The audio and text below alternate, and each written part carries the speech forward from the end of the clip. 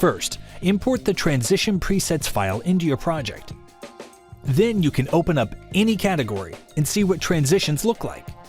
In order to do that, you need to turn on the icon view mode.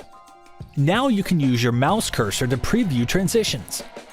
To use any preset, you just need to drag and drop it above your footage. That's all. The transition is ready in a single click. Please note that the transition peak must be right between the shots, like this. Now let me tell you about some little details you need to know before applying the presets. Turn on the option that allows you to insert sequences content as individual clips. This icon must be gray, not blue. Turn on all video tracks except the first one. Track 1 must be off because the transition preview is also located on track 1.